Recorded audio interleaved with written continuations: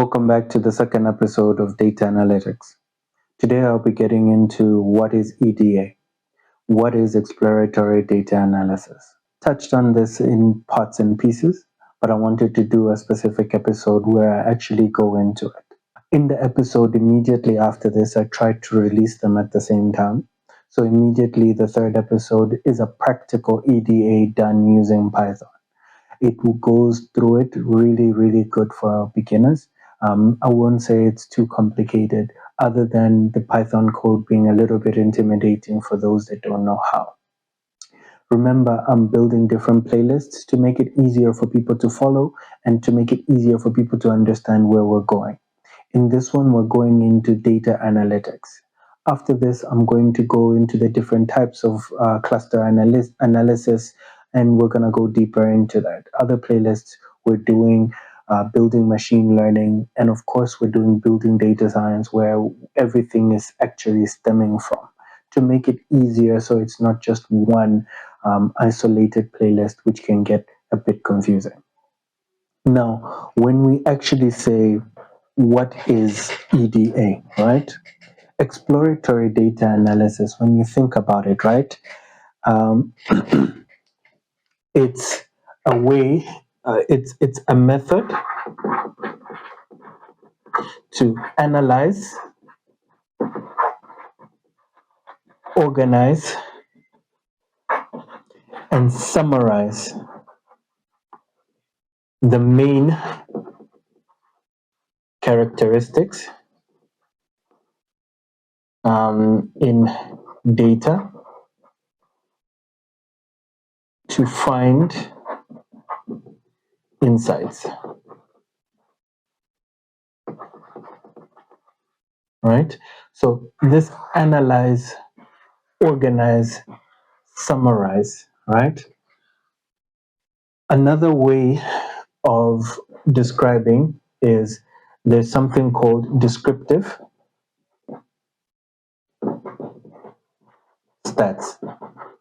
Descriptive stats, which is one of the main fields within statistics.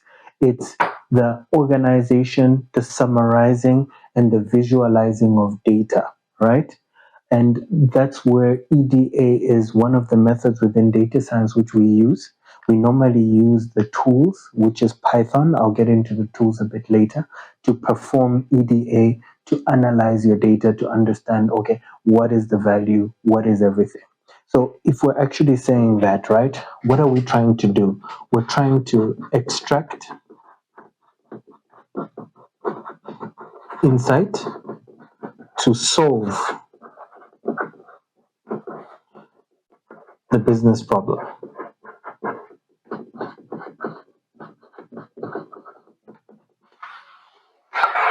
So it's very important to understand the data science lifecycle. And the data science lifecycle, I actually spoke about it on the building data science, and I'm also speaking about it, I think, a second time on one of the other episodes. I'm not really sure now, it's confusing me. But it's important to extract insight to solve the business problem, right? And we use EDA to do this, right? Because remember, we're trying to find patterns, trends that can allow us to solve the business problem. So EDA is very much a part of the data science lifecycle. And when we use the data science lifecycle, we're trying to understand the data. We're trying to discover patterns. We're trying to use hypothesis testing. We're trying to check our assumptions. What are the assumptions that we've made? One of the initial steps of the data science lifecycle is we're gathering requirements. So what do we need to solve the problem? And also we begin to build assumptions, because remember, we're trying to solve the business problem. And now, when we're now doing this, we've got assumptions, we've got hypotheses, we've got ideas, we've got, okay, what do we do? Now we're trying to find the patterns, find the trends, and we're trying to use that in order to extract insights from the information. When we're trying to analyze, organize, and summarize the main characteristics in the data to create and find this insight. It's a very critical point. I think a lot of people want to use more technical terms and want to go there. But like I said, right now, this one is just a good way of saying this is the basis, this is the understanding. The next episode immediately will be going through an actual EDA using Python so people can be able to understand exactly what's going on. There are four primary methods.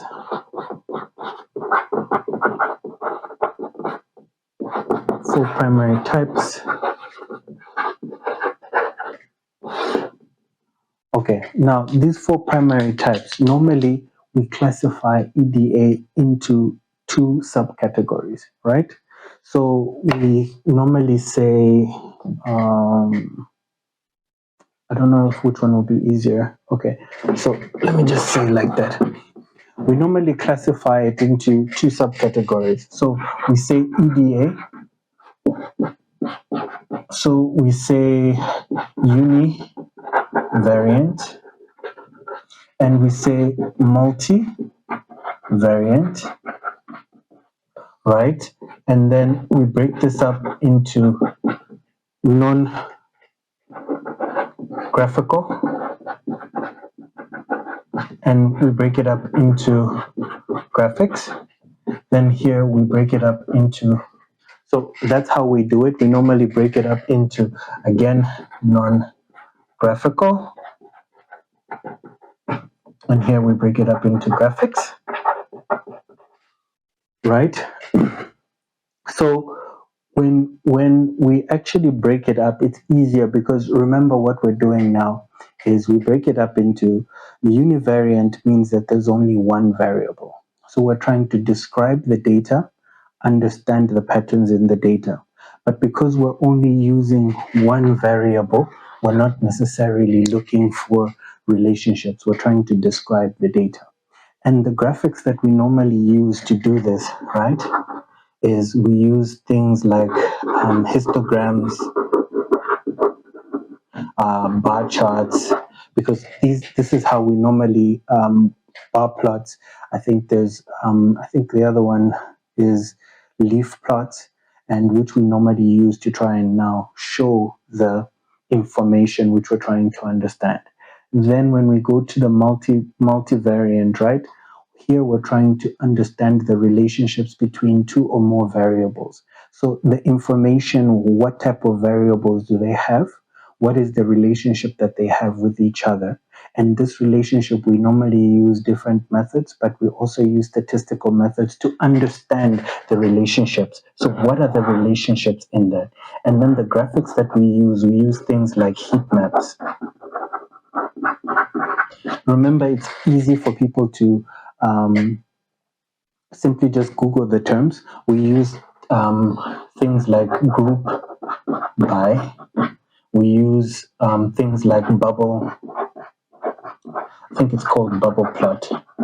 We try to understand all of these because remember, this is now the graphics that we use in order to understand or to represent their information and the relationships that we've found, right? Now, the last thing that I wanted to speak about, right, is when you say one. When you say two, what are the tools?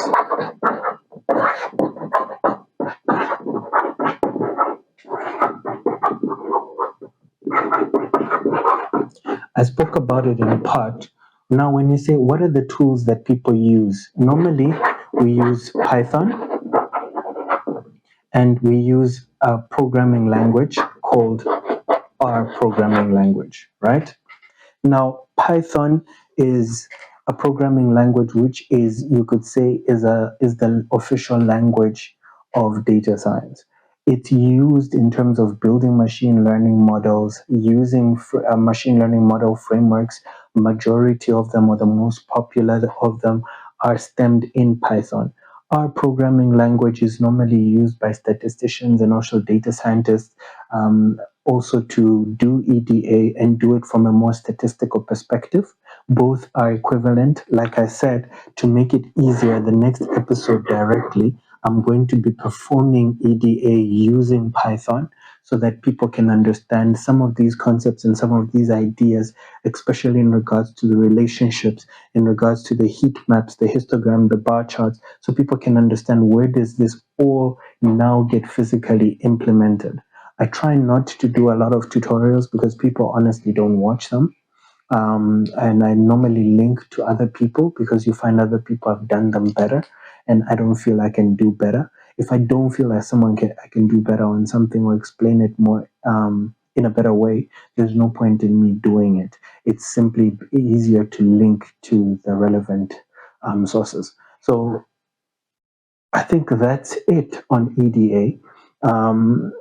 As I said, it's part of a series, so I think it's very important people understand where we're coming from. I did a data mining video just before this. So the first episode of data analytics is on data mining, and data mining and EDA are very much linked. That's why I thought they must be put next to each other.